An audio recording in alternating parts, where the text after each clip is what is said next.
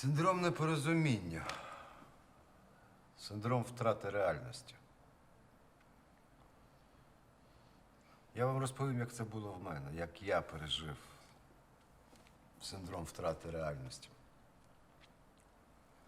Я тоді перший раз лежав у госпіталі. Так, перший раз я тоді лежав з пораненням. У мене була поранена нога. Я лежав в госпіталі і ось тоді я зрозумів, що мене вразило, це не те, що я воював, ні. А ось те, що відбулося там зі мною. Там я лежав в палаті, і в цій палаті там, у нас у всіх були телефони лежали на столі, там ми дзвонили по тим телефонам, нам дзвонили.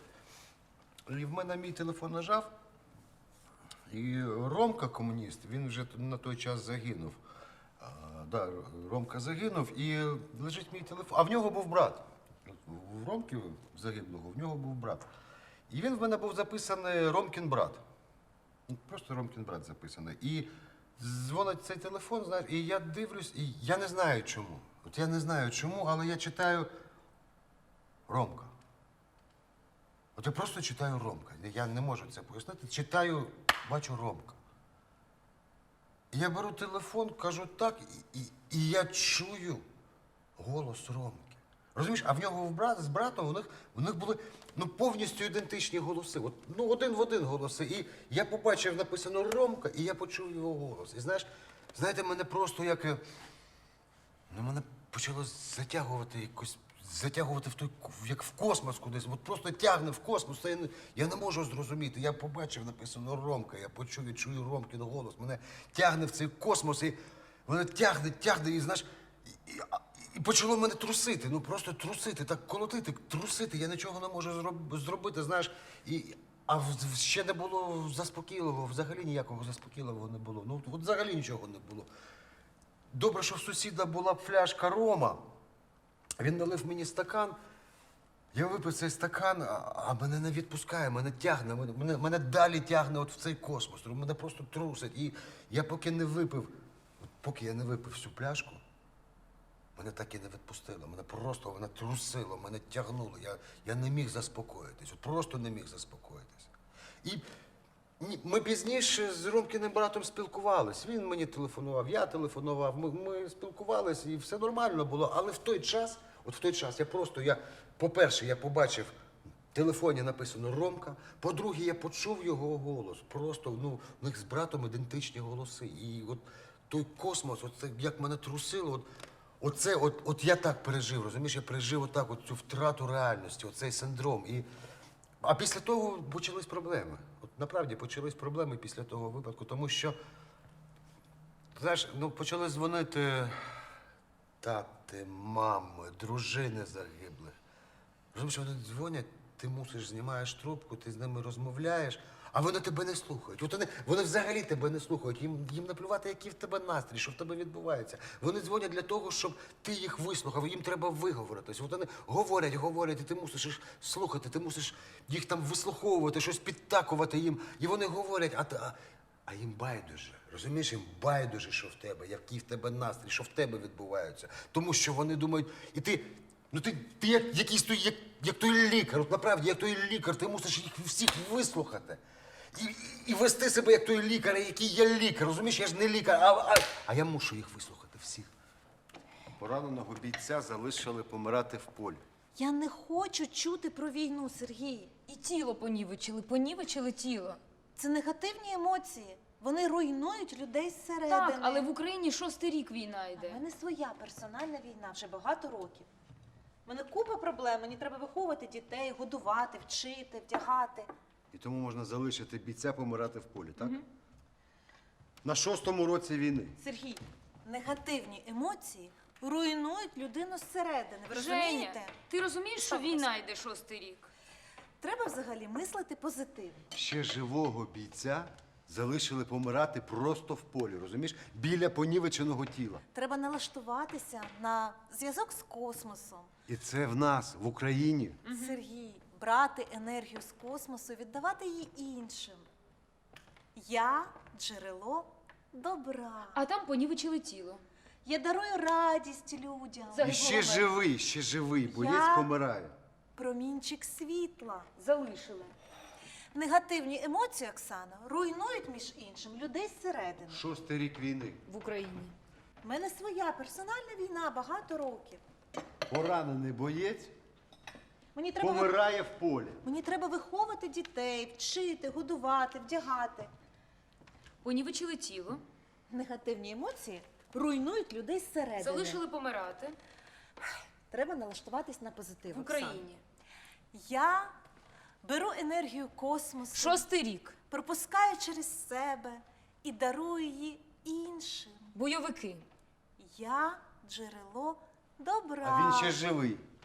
І він помирає в полі. Я промінчик світла. І це в Україні. 6-й рік.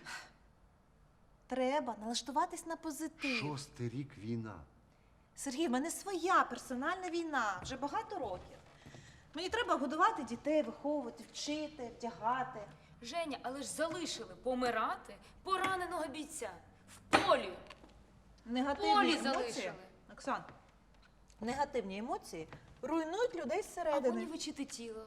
Руйнують І зсередини. це у людину. нас в Україні відбувається. Вже 6-й рік іде війна.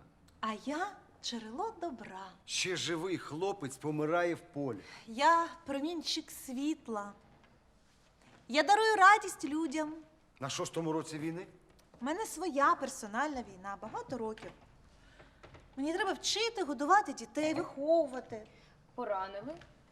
Я промінчик світла. Медика пораненого. Оксана, Тіло. треба Залишили. налаштуватись на зв'язок з космосом.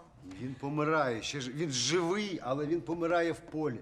Я беру енергію космосу, пропускаю через себе і дарую її вам. Я джерело добра. Оксаночка, 6-й рік війна йде. 6-й. В Україні. Сергій, в мене своя персональна війна. Мені вистачає проблем. А двоє військових, яких оце було поранено в зоні бойових дій на Донбасі. Так знаєте, від чого вони постраждали? Від забороненої російської протипіхотної міни. Ти чуєш? Як? Російська міна і наші військові постраждали. Я ж кажу, треба мислити позитивно Закинуть і бачити позитив. Дистанційно. Дистанційно Наприклад? закинули міну. Російську міну закинули. І наші бійці постраждали. Я вам розкажу про досягнення України. Досягнення. Двоє наших бійців постраждали. Сергій, послухай. Україна вийшла на 3-є місце з експорту меду в усьому світі. А тут Уявляєш? всього лиш двоє військових постраждали від міни. На 3-є місці? 3-є місце з експорту меду. Ну, В світі? В усьому світі, Оксана. Оксана, 3-є місце по експорту меду. А у нас отакий режим припинення тиші, так? Ні, ну зрозуміло, але ж ми на 3-му місці. Режим припинення вогню. Досягнення. Ну ти зрозумій, на 3-му місці в світі, де Україна, а тут 3-є місце. І А що, ще? якщо у нас двоє По людей експорту меда ми на 3-му місці. протипіхотної міни Це досягнення, Це Оксана, досягнення, досягнення зрозумів, Оксана. України. російської? А Третє ще я місце. вам скажу, що українське Режим? вино п'ють в усій Європі. Припинення Наше вогню. вино п'ють.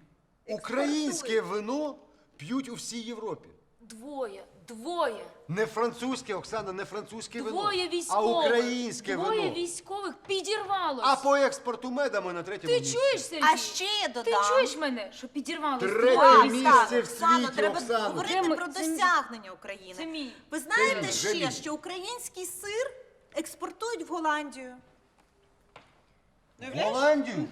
Український? Так, там їдять не голландський сир, а український. Ти чула? Український сир їдять в Голландії. Заборонена, І запивають. Українським вином. Заборонена протипіхотна міна з Росії. А? Як вам таке? Досягнення України. А ми по говоримо про експорту це. меда ми на 3-му Двоє місці. військових. Оксана, ну зрозумій, ми на 3-му місці по експорту Підірвались. меда. Підірвались двоє військових. І Третє голландці місце, їдять, Оксана. голландці їдять. І у нас Не це голландський називається режим припинення вогню А називається. голландці їдять український сир. І п'ють українське Українське, вино. не французьке, не італійське, а українське вино. І в Отакий усьому світі їдять український мед. Ну як ти не режим розумієш? припинення вогню. 3 місце по експорту Так. меда, а? І це Оксана. досягнення України. Заборонена протипіхотна міна з Росії. Голландці вже не їдять голландський сир. Закинутий Ну дистанційно. зрозумій, вони їдять український сир. Треба про позитив говорити, Так, Оксана. і вони п'ють українське вино. 3 місце з експорту меду. При Розумієш, тому це в голландці усьому не п'ють світі. французьке вино, вони п'ють українське вино і їдять наш сир. В усьому світі. А ви А мед? Ні, ну це взагалі 3 місце в світі. Оля, це ви по світу по всьому. Ти що таке світ? І ми, Україна, на 3-му місці, Оксаночка. І вино українське. а всі Європі. нещодавно на І Донбасі. сир. Їдять сир. А нещодавно на Донбасі було поранено цивільного, який працював на городі зі А своєю вино? мамою. Який працював на городі зі своєю мамою. Тому що війна, Женя, ближче, ніж ти думаєш. Слухайте, ну давайте говорити про життя. Я, наприклад, врятувала життя цуценятам. А тут, наприклад, просто підірвався цивільний. От уявляєш, я їду і при дорозі стоїть картонна коробка з маленькими цуценятами. Женя, ну цивільна людина підірвалась на своєму городі. А я врятувала життя цуценятам. Ні, ну чекай, він приїхав до мами допомагати, копати ту картоплю. І він підірвався на мені. На своєму городі, Жень. Уявляєш, отак їду, і от просто при дорозі картонна коробка. І там пищать 3 маленьких Це не цуценят. військовий був. 3 маленьких Це цуценят. цивільна людина. З Поранилась мамою. на своєму городі. Сергій, Оксана, біленькі, чорненькі і руденькі. Ось такі щойно народжені цуценята. Війна, Женя, війна. Женя, війна Життя. набагато ближче. А я кажу про життя. Я врятувала життя. Набагато ближче, ніж тобі здається. Тому що цивільний підірвався нещодавно. Його було поранено на своєму городі. Він Просто на приїхав мамі своєму допомогти, городі. розумієш, копати картоплю. Я врятувала життя цуценятам, маленьким І цуценятам. він був поранений на своєму городі. 3 маленьких І цуценят. він не військовий. Женя, не військовий. Біленькі, чорненькі і руденькі. Оксана. Проста людина, розумієш, проста цивільна людина. На Приїхала городі. до мами. А я кажу, маленькі, І щойно його було народжені поранено. цуценята. Уявляєш? Отак от просто при дорозі, отак їду, стоїть Женя, коробка. Ближче, війна ніж ти ближче. Картонна коробка. І це під час... При Ти ж- дорозі. Це при дорозі. З мамою.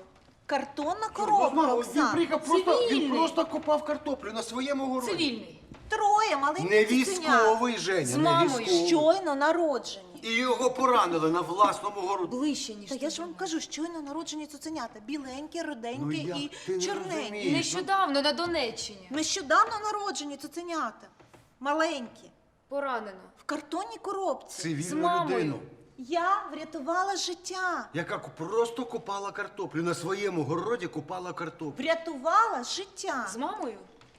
Я врятувала. А війна набагато ближче. Війна набагато ближче, ніж тобі здається. 3 маленьких цуценят, Сергій. Просто так при дорозі, картонна коробка. Як ти стоїть. не розумієш, цивільна людина на своєму городі отримала поранення. Щойно народжені цуценята. Війна ближче, ніж ти думаєш. А я врятувала життя. Набагато ближче. Врятувала життя. Знаєш, під час революції на Майдані автомат Калашникова коштував, він коштував десь приблизно $3000. Десь $3000 Так, коштує. під час революції він Під час коштував. революції. Так, під час революції було $3000. Зараз він коштує, 800. Ну, може, там плюс-мінус 200, але так він коштує $800, розумієш? А під час революції 3000.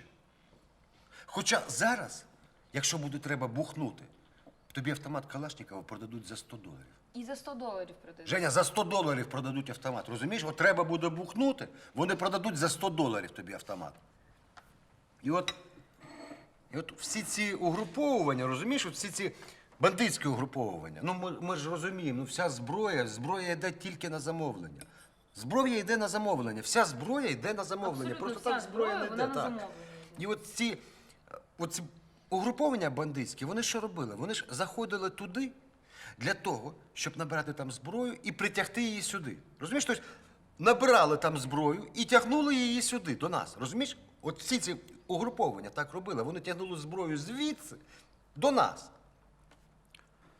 І ти ж, от, наприклад, ти привіз додому ящик пістолетів, так? Ну ти по-любому їх продаси. Ти по-любому їх продаси. А знаєш, чому продаси по-любому? А по-любому ти їх продаси, тому що на них є попит. На пістолети завжди є попит. Чому є попит? Попит є тому, що хтось, розумієш, в той час хтось боявся, що буде продовження революції. Ну, люди боялися, що буде продовження революції, тому вони купували зброю. Цивільні люди купували зброю. А хтось боявся, що, почнуть грабувати. Просто тупо почнуть грабувати. І тому теж цивільні вважали за обов'язок купувати зброю. Розумієш, просто купувати зброю, вести собі зброю додому. От в той час це так було, це направді так було, розумієш? Та до мене приходили і питали, слухай, каже, а в тебе є зброя? В мене питали, є в мене зброя на продаж. Ти розумієш? В мене таке питали. А їм кажу, слухайте, та я вам за цю зброю, я вам таке зроблю. Кажу, пацани, не вздумайте брати гранати. Гранати брати не можна. Ну от не можна брати гранати, в ніякому випадку не можна брати гранати. Патрони завжди тягнули. Ті патрони тягнули, слухай, і до війни тягнули ті патрони. Той патрон коштує один патрон $1, розумієш? А знаєш, чого тягнули?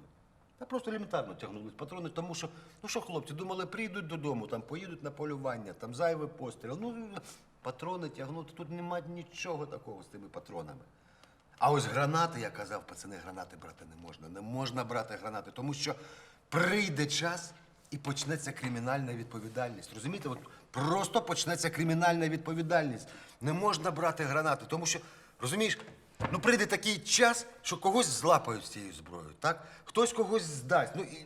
Пацани, кажу, не можна брати, не можна тягнути гранати. Ні в якому випадку не можна брати гранати, не можна це робити. Просто не можна це робити. От я особисто, я відповідаю, серед моїх бойців не було ні грабіжників, ні мародерів. А знаєш, чому не було? А не було тому, що я їм казав, пацани. Кажу, пацани, тут АТО. От зараз іде АТО. І я вам відповідаю, я вам даю чесне слово. Якщо я дізнаю, що хтось з вас грабував чи був мародером, розумієш, я вас пристрелю на місці. Я на місці пристрелю кожного, якщо дізнаю. Я пристрелю вас на місці, тому що тут зараз іде АТО. А були інші командири, розумієш? От біля нас стояла частина, і командир цієї частини казав так, каже, кстати, до речі, ця людина зараз, вона в Києві, вона при владі, це відома людина. Я не буду казати її прізвище. От прізвище я казати його не буду, але я особисто його знаю. Я знаю, як він казав, а казав він так. А він казав так, знаєш, каже, а що? А що? Денег не платять. От не платять денег і все. А що робити? Ні, їсти є що. Волонтери допомагають, люди щось передають, їсти є що. А денег не платять. Не платять денег. А жити ж треба. А вдома родина, так? А денег не платять. І він каже так, що, пацани, я вам офіційно даю 3 дні на розграбунок. Вистачить вам 3 дні на розграбунок, розумієш? І це каже людина, яка зараз при владі, яка пише закони, яка зараз в Києві при владі. От що робити, я питаю, що робити? Це все політика. А я поза політикою. Це взагалі, знаєте, от по місту розставили трансформатори, я вважаю, і просто зомбують людей. А ми заважаємо тим, хто розкрадає країну, хто робить з неї інструмент власного збагачення. І все це для того, щоб зробити з людей маріонеток і легше ними керувати. Хто хоче зробити тут ізольовану, закриту систему? Розставили трансформатори, я ж кажу, по знаєш всьому чого? місту. А знаєш, чого це все відбувається? Тому що вони не розуміють. Наша головна задача – це бути разом, це чути одне одного, розумієш? Допомагати одне одному. А не ховатись по кутках, а чути, бути разом. Зомбують людей. Розставили трансформатори і просто зомбують. Закриту ізольовану країну. Щоб зробити маріонетками. Ми І керувати людьми. розкрадають. Просто керувати. Задача елементарна. Головна наша задача – це бути разом, це допомагати одне одному. Ми заважаємо. Це чути одне одного. Це розумієш? політика. А вони ховаються, от всі ховаються, по куточкам ховаються. І не чують. Женя, а головна ж яка задача? Задача ж бути Розкрадати разом. країну. А я поза Допомагати. політикою. Я поза політикою. Це все трансформатори по всьому місту. А ми заважаємо тим, хто хоче зробити тут ізольовану систему. Угу. І зомбують людей, я ж кажу. Закрити. А тому, що не розуміють. Не Зомбують, розуміють. Задача елементарна. ізольовано. Елементарна задача. Треба бути разом, допомагати, чути одне одного. Зомбують людей, я ж кажу. Для того, щоб зробити з них А що вони роблять, маріонеток Оксана? Розкрадати і країну. просто керувати Вони ними. ховаються по І куточках. зробили Це політика. інструмент збагачення, власного збагачення. Слухайте, це політика. А ми заважаємо. Я поза політикою. А ми- Як можна не Це допомагати маріонетки. одне одному? Ми- Розумію, ну ми ж люди, треба Маріонетки. бути разом, так? Заважати, розкрадати Трансформатори. Чути, країну. Оксаночка, чути треба одне одного. Трансформатори по всьому місту. Закрита ізольована система. І зомбують. А вони ховають, ні, вони просто ховаються. Вони ховаються по куточках. Вони просто так напряму зомбують людей. Звикли розкрадати країну. І робити людей маріонетками. І вони не знають, вони не розуміють елементарну задачу. Вони просто не розуміють. Вони не розуміють, що треба бути разом, що треба чути одне одного, треба допомагати одне одному. Щоб легше керувати людьми. А вони ховаються. Щоб легше керувати. Женя, вони ховаються по кутках. Щоб маріонетками зробити, легше керувати. Закриту ізольовану Трансформатори. Я ж кажу. систему. Не розуміють задачу. Ми, Зомбують. Елементарну задачу не Зомбують. розуміють. бо заважаємо. А Трансформатори. треба бути разом. Маріонетками зробити. Закриту. Щоб керувати людьми. Інструмент Допомагати. збагачення. Допомагати треба. Я ж кажу, керувати, це Розкрадати. політика. А вони ховаються. Щоб маріонетками Країну. зробити. По куточках. Трансформатори зомбують. Закриту. Зомбують. І не чують, вони не чують одне Заважаємо. одного. Розумієш, не Не чують одне зомбують, одного. просто Інструмент. зомбують. Маріонетками, По щоб куточкам зробити. заховались. Я ж Власного кажу, І збагачення. не чують, і не чують. це все політика. І не допомагають. Це політика. Треба ж Заважаємо. бути разом. Жень, Я разом поза треба бути. Я поза політикою. І це все політика. Я ж кажу, це все політичні обмеження. Взагалі, от як кордони, наприклад. От я, наприклад, я не можу поїхати чомусь до своїх родичів в Росію. Лише, Ну, так. лише 7-8% українців декларують, що постійно займаються громадською діяльністю. А тому, що вони не розуміють, яка у нас основна задача. Розумієш, вся маса, вона не розуміє цього. А все тому, що обмеження політичні. Треба ж бути разом. Кордони. 7-8% це не так же й мало. Треба А допомагати я одне не можу одному. поїхати в Росію на весілля. А вони ховають, вони Бо ховаються. саме від них залежить вектор розвитку країни. От, наприклад, запрошують мене на весілля родичі, і я не можу поїхати до них в Росію. Або не чують. Вони не чують одне одного. Женя, не чують. Ну, ладно, весілля, якщо ж тільки весілля. А якщо на похорон? От я не можу поїхати на похорон до своїх родичів. Бо вони рухають історичний прогрес. Я не можу допомагати. поїхати. Треба ж допомагати одне одному. До родичів. Від них А не залежить ховатись. А вони ховаються. На Оксаночка, похорон вони не можу ховаються. поїхати. вектор розвитку На країни. весілля, на весілля в Росію. Це не так Не же й чують. мало. Це Не політичні допомагають. обмеження.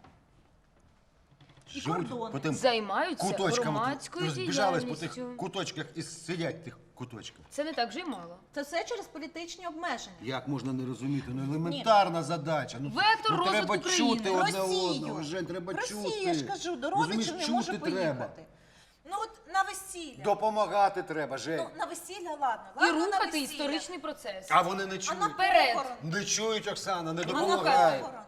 7-8%. за люди? На похорон. Поховаються, поховаються як ті От щури. я ж кажу, поховати Займаються. родичів я не можу. І вони не допомагають. Займаються Та громадською блін, на діяльністю. похорон я А вони не можу чують поїхати. одне одного. Бо історичний процес. Це історичний процес.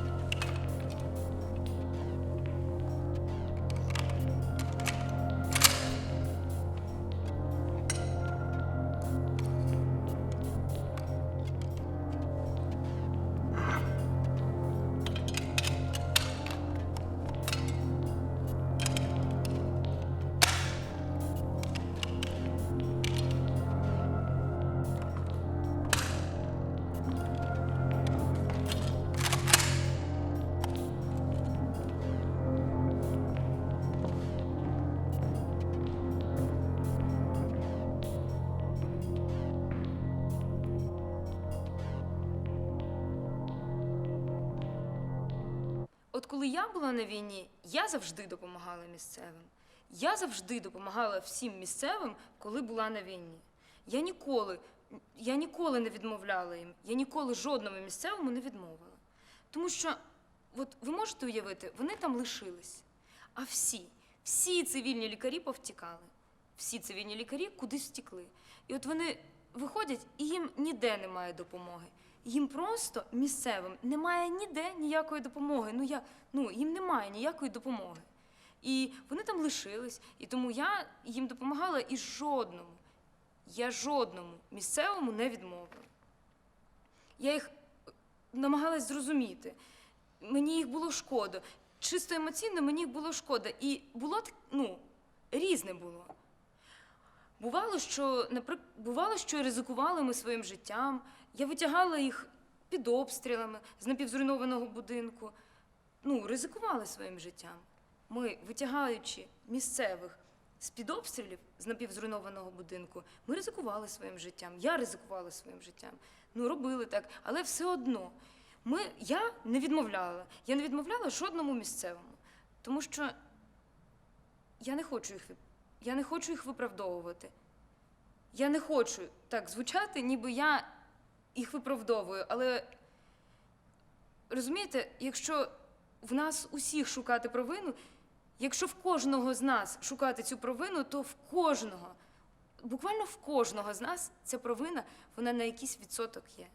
У всіх на якийсь відсоток є за це провина. Тому я просто їм допомагала. Я просто допомагала і не відмовляла. Хоча я могла це зробити. Жодного разу в моїх посадових інструкціях не було написано, що я маю допомагати місцевим. В моїх посадових інструкціях не було написано, що я маю їм допомагати. Такого в моїх посадових інструкціях не було. Але я не відмовляла. Я ніколи їм не відмовляла. Всі вони знали мій позивний. Вони всі знали мій позивний. Всі місцеві знали, коли я є, і всі вони знали мій позивний. Всі. Вони всі його знали. І вони знаєте, що мені казали? Вони мені казали: ідіть, балотуйтесь від нас на вибори. Вони мені казали, щоб я йшла балотуватись від них на місцеві вибори. І вони казали: ідіть від нас, балотуйтесь на місцеві вибори, і ми вас обов'язково виберемо. Ми виберемо вас.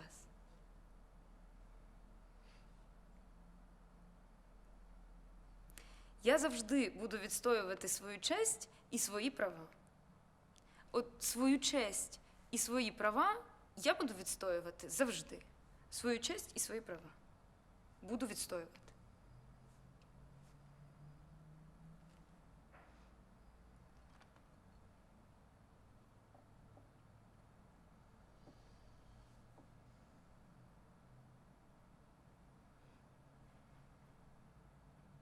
В мене був солдат, в учебці в мене був солдат.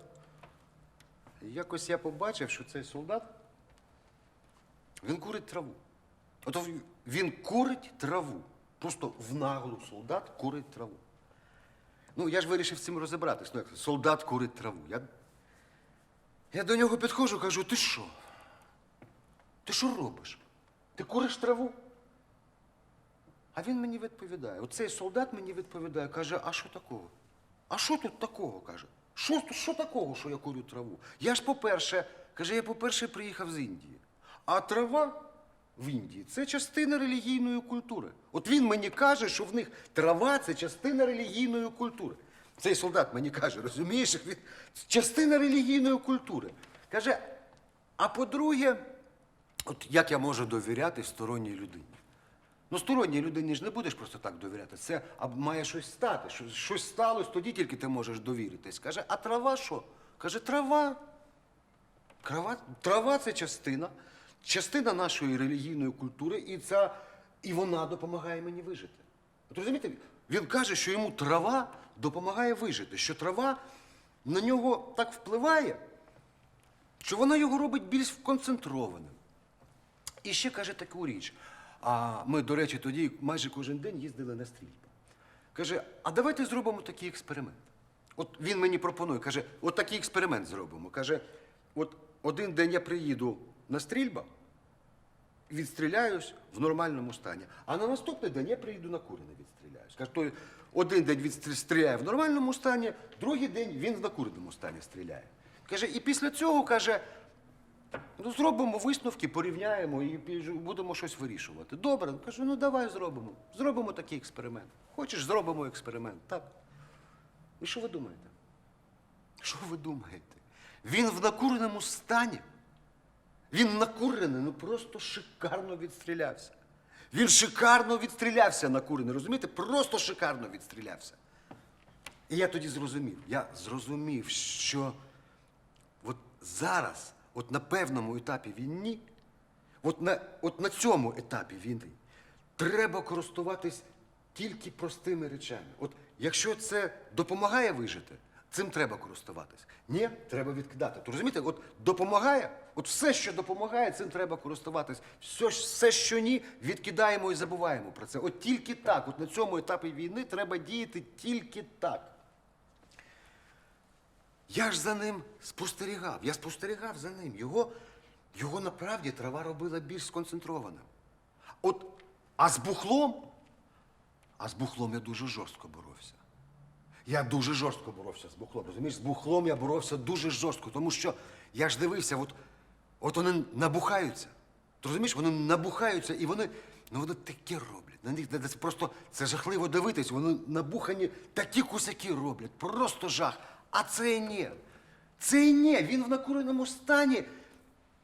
Він направді, він сконцентрований. Йому подобається захищати свій пост. Розумієш, йому подобається захищати саме свій пост. Він зайвий раз дивиться в прибор ночного бачення. Розумієш, він просто дивиться в прибор ночного бачення, він захищає свій пост. Його направді, його трава робить сконцентрованим. Трава йому допомагає. І цим треба користуватися. Якщо це допомагає, це треба залишати. А ще, до речі, він мені сказав таку річ. Він мені ще каже, мені дуже подобається ваша армія.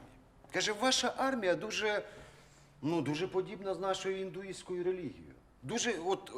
І у вас в армії, і в нашій індуїстській релігії кастова система. І не просто кастова система, знаєте, як там кажуть, що в нас кастова система. Ні, не просто кастова, а кастова система, яка працює. Це дійсно працює ця річ. В армії кастова система працює.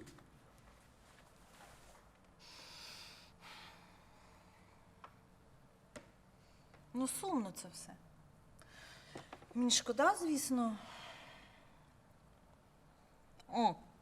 Але краще давайте пограємо в щось. В лімбо. Давайте? А давай. Зараз я музику включу.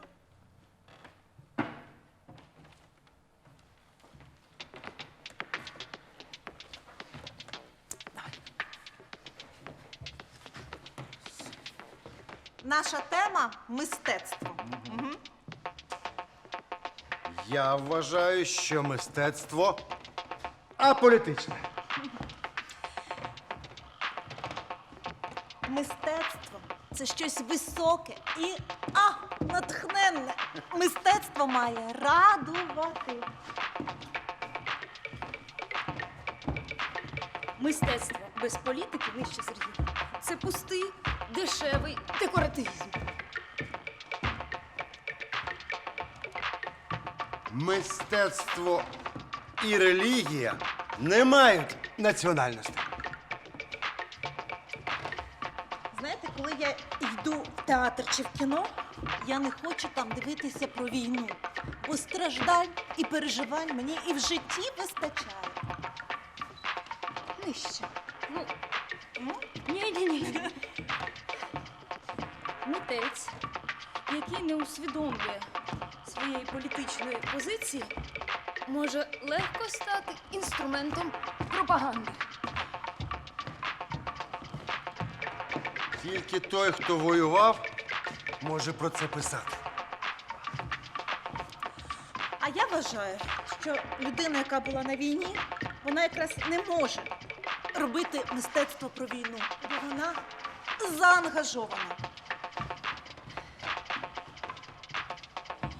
Будь-який митець, який почуває себе вільно, має право говорити про війну і про політику.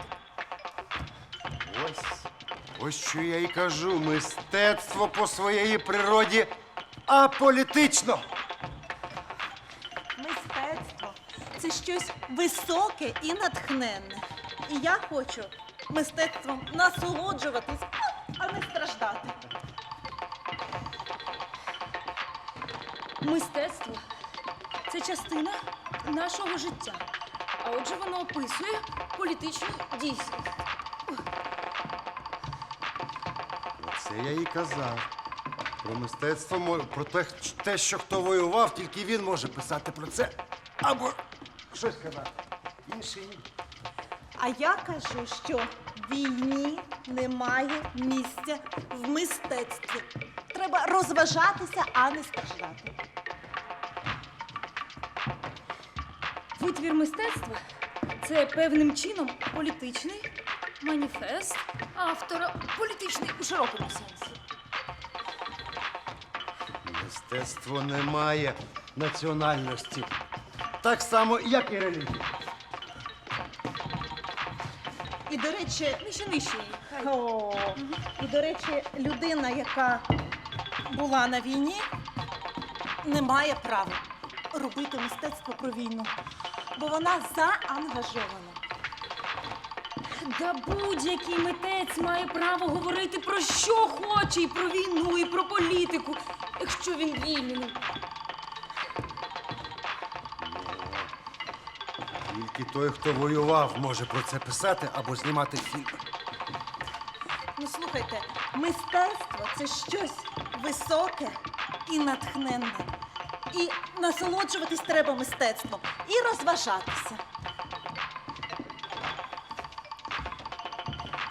Мистецтво, яке не наповнене політичним сенсом, це дрібний, пустий, декоративний елемент.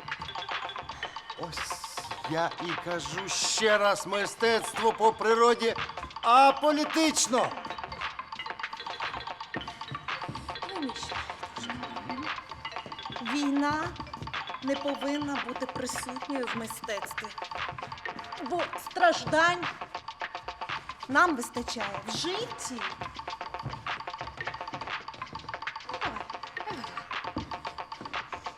А митець, який не усвідомлює політичні позиції, він легко може стати інструментом пропаганди. Все, Все, ну що? став. А давайте в Панаса. Давай. Оксана програла, Оксана буде Панасом. Добре. Добре? Так, закривай. Закриваю. Можна трошки? Не видно? Ні, не видно. Не туго? Трошки. Так. Зараз чекай. Єс. Дід Панас, Дід Панас, лови мух, а не нас.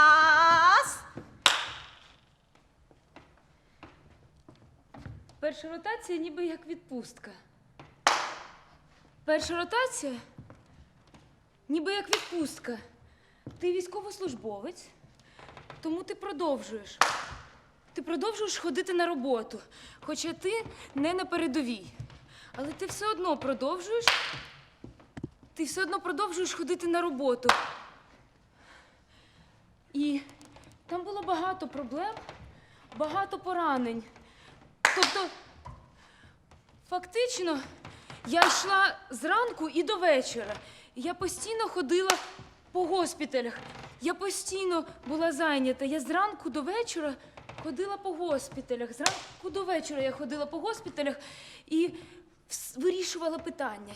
Я постійно вирішувала питання, але якось все було спокійно, без нарваних оцих. Не було нарваних. І тому я спокійно вирішувала питання.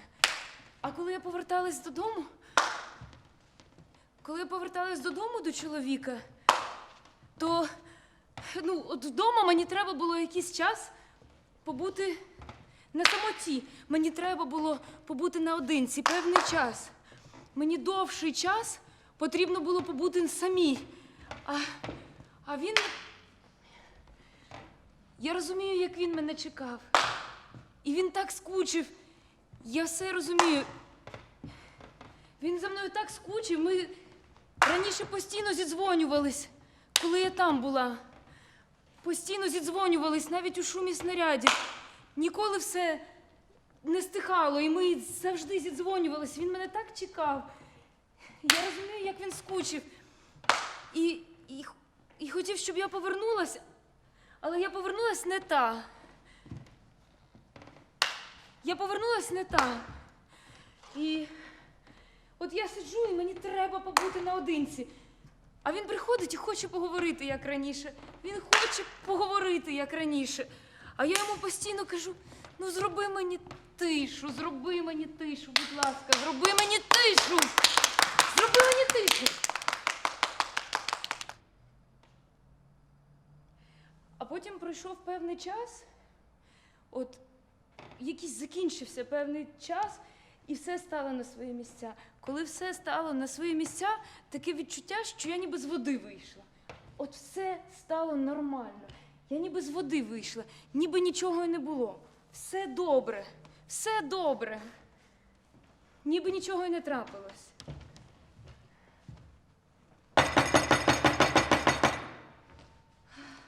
Вы чего шумите? Сергій, це до тебе? Ти хто такий? Ну ничего, я за вами присмотрю. А ми десь бачились. Ти до кого прийшов? И чтоб не шумели мне тут. Жень, це до тебе?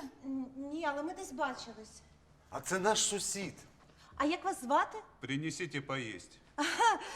Чим багаті? А хто двері не зачинив? Идите в соседнюю комнату, я здесь жить остаюсь. Ласкаво просимо. Почекайте, я думаю, йому потрібна допомога. Вам погано? О, та він синій. Вы чего шумите? Може, йому потрібна допомога? Ну, я бачу, це гарна людина. Краще його Ті не, сині, вони такі косяки роблять. краще його не чіпати. Оксана, Я за вами присмотрю. ласкаво просимо. Ти може- до кого прийшов? Це И може чтоб не погіршити. шумели мне тут. Це може погіршити його стан. Ми Почекайте. десь бачились. Ми десь бачились. Ти хто такий? Принеси поесть. А давайте з нами гратися. Вам погано? Так, идите в соседнюю комнату, я здесь жить остаюсь. Це наш сусід. Так я ж бачу, це гарна людина. Сергій, він до тебе прийшов. Давайте гратися з нами, давайте гратися. Вы чего шумите? Та він синій. Вам погано? Так и чтоб не шумели Ми мне десь тут. бачились. Принеси-ка поесть. Як вас звати? В соседнюю комнату. Сині, вони такі косяки роблять. Ну, сині. Краще Я ж його, бачу, це гарна людина. краще його не чіпайте. Це Я за може, вами присмотрю. це може погіршити його стан. Так Ласкаво просимо. и чтоб не шумели мне Ти тут. до кого прийшов? Принеси поесть. А хто Чим тут? багаті? Женя, це ти двері не зачинила? Скажи мені. Ні, але я бачу, це гарна Слухай, людина. хто ти такий? Вы чего шумите? А як вас звати? Принеси. Наш сусід. Гарна людина. Соседнюю. Синій. Погіршити? Ми десь Здесь. бачились. Погано. Остаюсь. Ласкаво И чтоб не просимо. шумели. Не чіпай. Ти до кого прийшов? Чим Та він багаті? синій. Вы Двері! чего шумите, Як а? вас звати? Я за Кто? вами Ви присмотрю. десь бачились. До тебе? Ти до кого Бачила. Так, прийшов? и чтоб не шумели Погано? мне тут. Гарна людина. Та Принеси він поесть. синій, Я подивись. бачу. Не чіпай. Идите в Погіршити. комнату. Чим багаті? Ти Соседнюю. хто такий? Просимо. Чтоб не шумели мне тут. Так, от ти мене вже задовбав. Давай на вихід, кажу. Ну-ка, покажи-ка мне свой язык, а? Навіщо ви це робите? Я же бачу, у тебя русский язык. А ти чому не розмовляєш на рідній мові? А в мене родичі в Росії. Вот же ж языки идентичны. Я бачила не людей, я бачила тих жахливих монстрів, які ненавиділи Україну. О, веселий гість, радість в хаті. З війни не От же повертається ніхто. Справжній чоловік має взяти ножа, автомата і йти воювати. Вот же ж языки идентичны, а вы шумите. Давайте налаштуємося на Ти позитивний чому не лад. спілкуєшся на рідній мові, а? Идите в соседнюю Та комнату. ти задовбав мене, давай вже на вихід. Давайте Слушай, на позитивний покажи-ка лад мне свой налаштуємося. язык, а? Ти хто такий? Я же вижу, у тебя челюсть русская. В мене родичі в Росії. Війна діє на людей, як кислота на метал. В мене родичі в Росії. Веселий Та він гід. синій! З війни не повертається ніхто. Покажи-ка свой язык. Задовбав, давай, Веселий йди вже гід. звідси. Я же Радість вижу, у в тебя хаті. русский язык. Давай, йди звідси. И у меня русский язык. Іде одна людина, а повертається інша. Налаштуйся на позитивний лад. Нащо Чому не ти це спілкуєшся на робиш? рідній мові? Челюсть у тебя русская. А в мене родичі в И Росії. у меня Сергій, русская. Давай, задовбав ти мене, давай же на вихід. Покажи-ка Веселий свой гід, язык. радість в хаті. Ти хто такий? Нащо ти це робиш? На позитивний лад. Задовбав, давай вже на В вихід. хаті. Як кислота на метал. Идите в соседнюю В комнату. мене А він родичі в синій. Росії. Повертається Жити інший. стою. Родичі в Росії. Монстри. Оксана, Так и чтоб ты что в цій не... хаті є ніж! Якби Кучма не позбавився ядерних боєголовок, то були б у нас ножі в хаті. Я так не граюсь. Іди знайди мені ножа. Я в ці ігри не В граю. тебе сокира є И Женя? чтоб не Нема. шумели. А молоток? внизу. Нема. Давайте без насилля. Идите в соседнюю комнату. Кучма! Вирішимо Сині все задовбав. мирно. Я здесь Вирішимо жить все остаюсь. мирно. Женя, дай мені сокиру. Не Комнату. сваріться. Давай, Русський. іди звідси, ти Без задовбав мене. насилля. Задовбав. Без И челюсть. Є ніж? Русская шукаю. челюсть. Молоток знайди. Русская. Та ти подивися просто, іди звідси, Вирішимо задовбав. мирно, без насилля. Давай йди звідси. Я не граю в такі ігри. Принеси поесть. А в тебе сокира є, Женя? Соседнюю комнату. Знайди молоток. Я шукаю! Челюсть. Задовбав, давай, йди звідси. Русская. Русская. Оксана, ножа. Немає Кучма позбавився Я не боєголовок, граю в коли такі б у нас ігри. ножі Не і сваріться. сокира.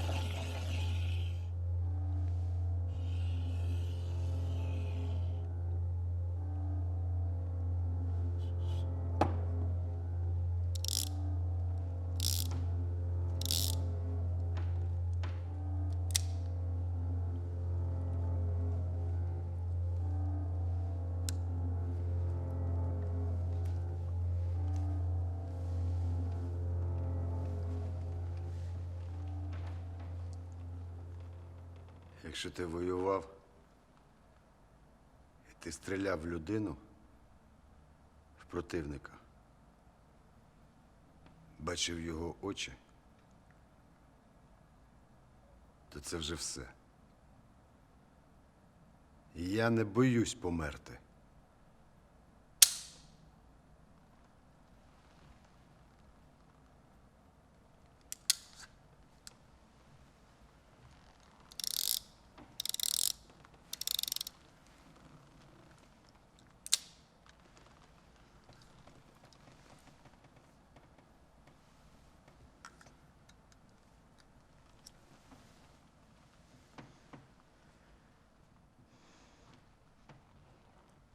А я не боюсь померти.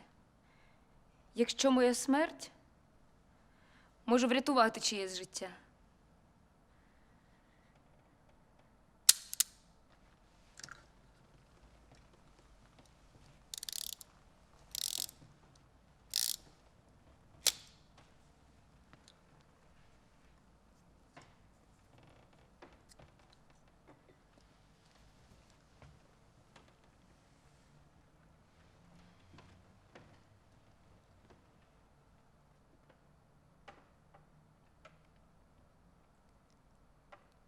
Я боюсь. Я боюсь помирати. Я не хочу помирати. Бо якщо я помру, то кому будуть потрібні мої діти?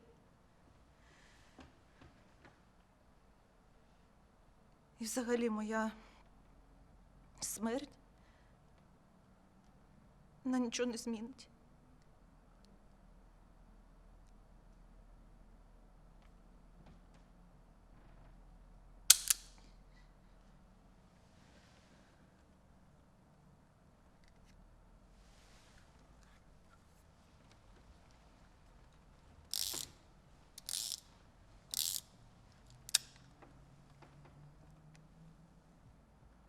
А я не боюсь умереть.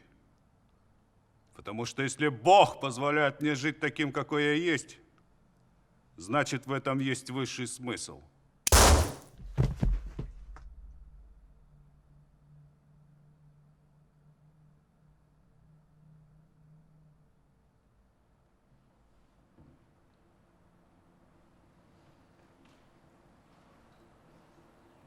Я коректувальник артилерії.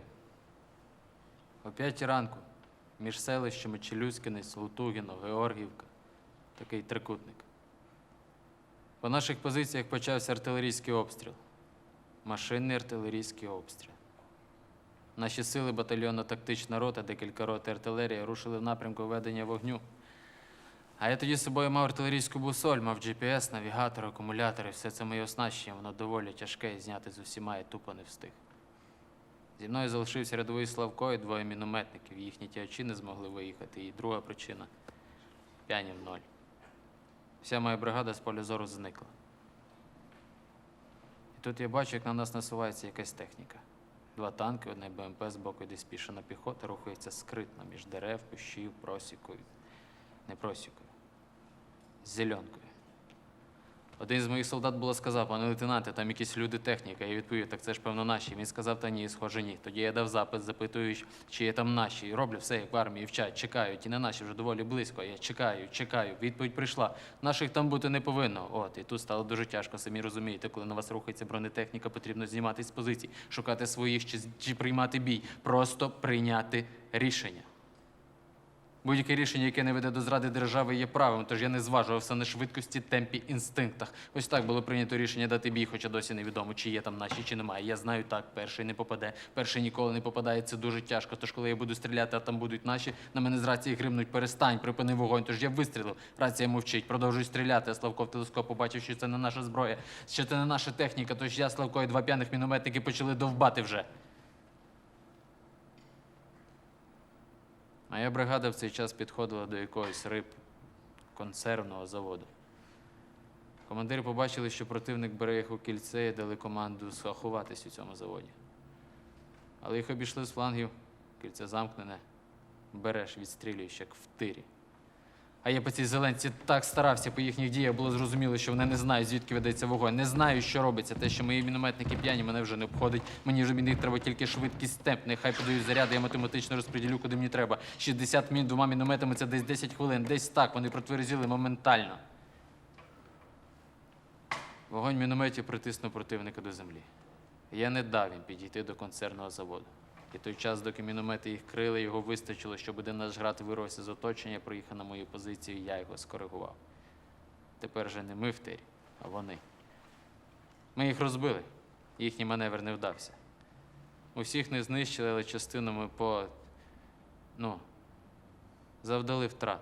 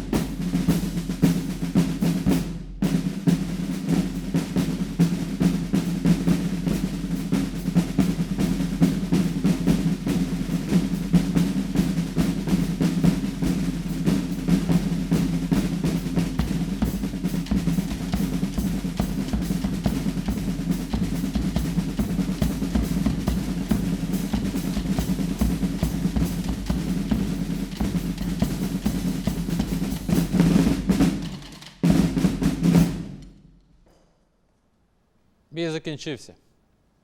Звісно, я підходив до командира бригади, до командира артилерійського дивізіону, який тоді потрапив в оточення. Похлопали по плечу, сказали, ну молодець. Президент орден вручив. Знайшли ж тоді російську БМД з усією документацією, солдат взяли в полон.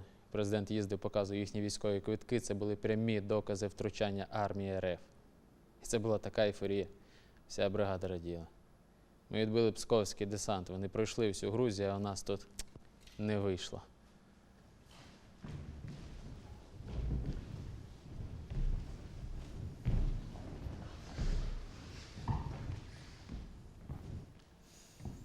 І не сказати, що це подвиг. Просто потрібно було прийняти рішення.